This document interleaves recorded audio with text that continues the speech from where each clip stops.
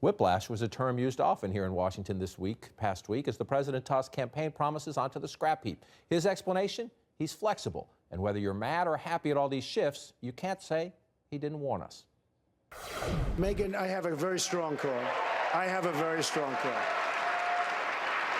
But I've never seen a successful person who wasn't flexible, who didn't have a certain degree of flexibility. You have to have a certain degree of flexibility. You have to show a degree of flexibility. If you're going to be one way and you think it's wrong, does that mean the rest of your life you have to go in the wrong direction because you don't want to change?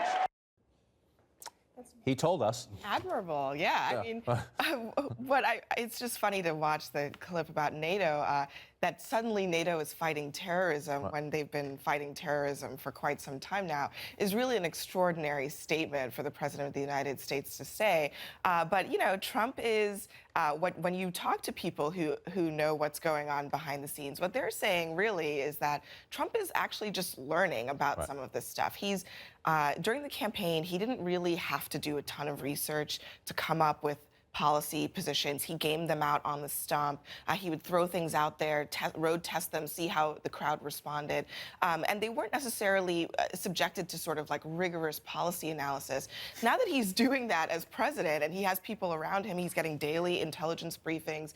He has a whole team of economic staff. People are giving him more and more information that is, in some cases, changing his mind about And the world's a lot more complicated than it was on the campaign trail, especially when you're governing, when your Twitter feed, exactly, labeling China a currency manipulator would have major economic, diplomatic consequences. That's one reason why he backed off. Now the question is, what do his core voters think at the end of the day? Do they view it as he said this on the campaign trail, he's going to be flexible, or the fact that he said that he promised to clamp down on China, go after them, and bring back those jobs in the Rust Belt states? A lot of us who have been concerned about China and Chinese trade practices, how do they feel by his about-face? And as they do, jump in, because you've been traveling quite a bit lately, but here's the president. The president saying, look, I'm getting the big things done. He tweeted the other day, jobs are returning, illegal immigration is plummeting, law and order and justice are being restored, we are truly making America great again. On big promises, he says he's succeeding.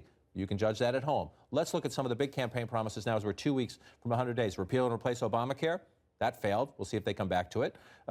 Take China to task. The president set that aside. A reset with Russia is a giant question mark. So far, that one's not moving in that direction. NATO's no longer obsolete. And the wall, he'll get some. He'll get some new wall. It's unlikely he'll get a massive wall, and it's pretty certain Mexico's not going to pay for it. Two observations watching that clip from the debate last year is extraordinary, because it's a reminder that in what we thought was the sort of moment of purity on the right, the sort of market for conservative purity, the Republican Party nominated the least pure candidate in the bunch, and somebody who made a show of saying that he was not ideological. So this is where the GOP is right now. They aren't really a doctrinal party at this point anymore, and that gives Trump some flexibility to actually veer left and right, because his voters know what they got. Secondly, I think that we've become somewhat inured to Trump, because we're marinating in this day in, day out. But that list is extraordinary, John. If a conventional president, I don't care, Democrat or Republican, had come into office and basically abandoned a half dozen issues within the first 100 days, it would be roasted. And not gotten a big, significant legislative. He did get this. He's got his Neil Gorsuch is on the Supreme Court, which conservatives love. But no other big legislative victories. And the question is, what's the mood out in the country? We saw, and we can show you some video, some tax day protests yesterday, organized by liberal groups on the left, trying to say, Mr. President, we want you to release your taxes, something he's refused to do. And I believe we have some. Here we go. We see some. This is one of the town halls. This is shame on you to Jeff Flake in Arizona. So you have the combination of these things. There you see the tax protests there. The question is this a protest? Is this people venting? Or are the Democrats and other progressive groups getting legs underneath them to do something when it comes to the ballot box? We won't get the big test until next year, but there's a Virginia governor's race this year. There's some House special elections.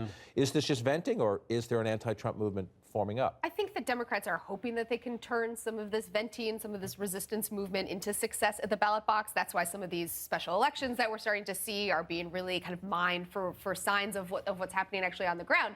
But this is going to be Democrats' challenge through 2018, is one, trying to keep this up it is hard to get people to keep coming out to protest and then to get them to actually show up in a midterm election. So trying to keep up this enthusiasm for an anti-Trump movement and then turn it into success in 2018. And the real challenge is also for the Republicans making sure their base is energized the way they have been in the past. And if they do not do those things that Trump promised. Well, that's a key point. Let me jump in on this point because I want you to finish this point. You were interviewed a voter in Georgia. The question is, if Democratic intensity is up and Republican morale gets low, that's the recipe for success. That's what Republicans did in the midterms of the Obama years. And